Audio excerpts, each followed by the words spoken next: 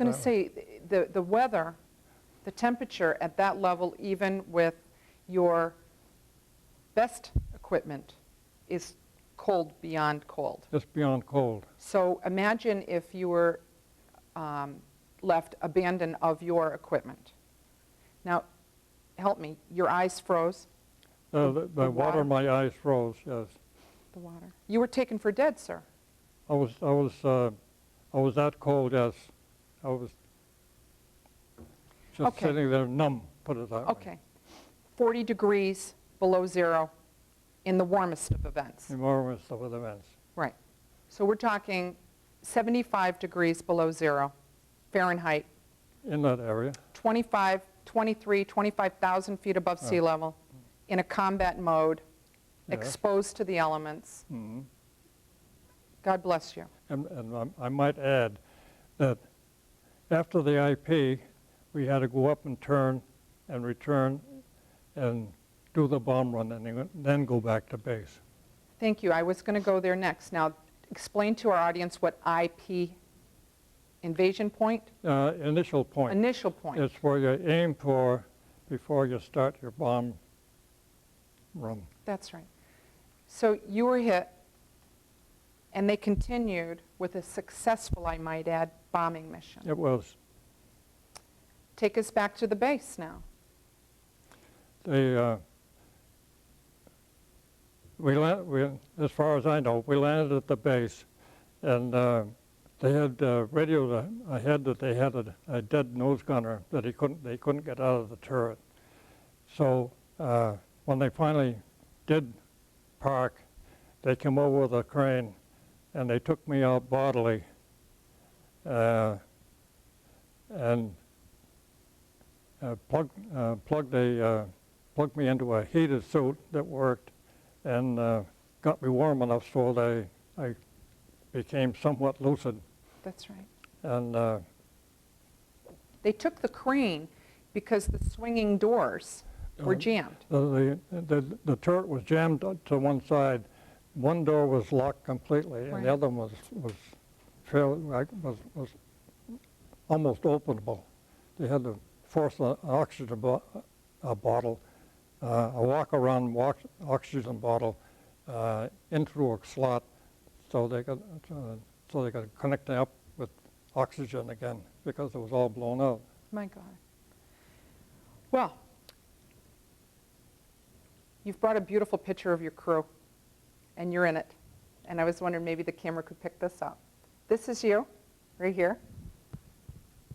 Nice looking fella. That is me. Yes. And look at this wonderful crew. God bless them and for their service. There's 6 of us still alive. 6 of you. Now, I wanted to, you alluded to the fact that you had heated suits. I found this fascinating. You were on a very short leash. Talk to me about being on a leash. Well, your heated suit is connected with like an umbilical cord. Yes. To a receptacle inside the turret, which is has 24-volt circuits. Yes.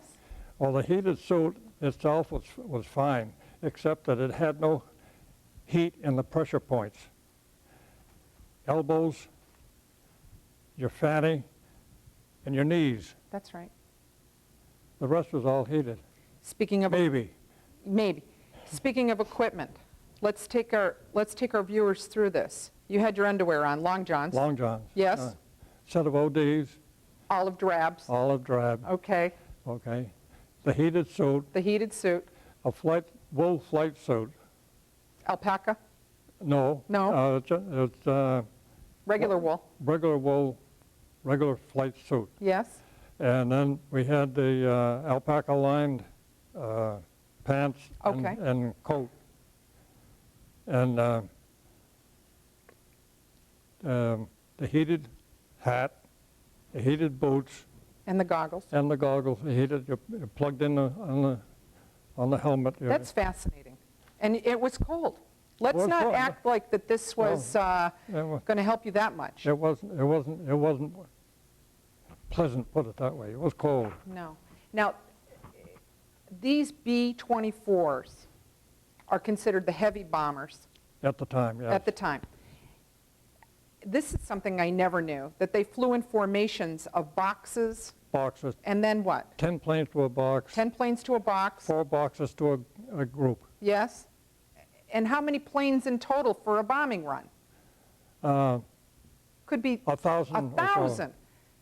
I think that I didn't know it was that great of an effort. So if the camera can pick this up, this to me was another most amazing picture that I've ever seen since doing this project. That these little white dots are actually censored dots to remove the number of your planes for censoring. The identification description. Right. And they took a punch hole and punched a hole through them. Look at this beautiful formation. And this is just a minimal part of the effort displayed. Okay, let's switch gears. Let's talk about something light. How about those crazy Californians? Oh, when we pulled into New York Harbor, coming back on the USS Mariposa, Matson line, was going by the Statue of Liberty, and all the Californians and the kids from the far west and that all crowded over to that one side. There were so many of them, the ship tilted and they couldn't berth. They said, "Okay, you guys, get back on the other side so we can let you loose." Yeah, you've seen her once. Yeah.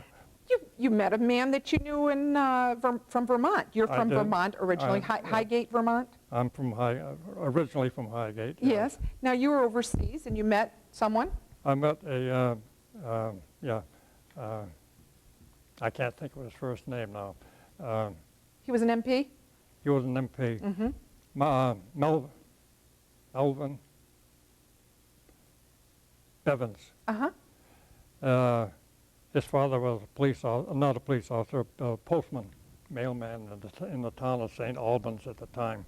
They lived in St. Albans. And he was in the MPs. And we had quite a thing there, hashing out, well, how's your family, how's my family, and all that. And I asked him, I said, "Hey," he says, "you have motorcycles here?" He says, "I've got a motorcycle. I need some spark plugs." "Oh," he says, "that's easy." So I went back to my base with 4 spark plugs.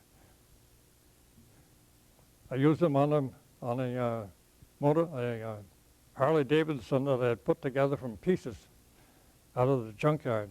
So spark plugs were hard to get. Yes, I was going to say they were coveted pieces. Yeah. That was a fun thing. It was. That was fun. Yeah.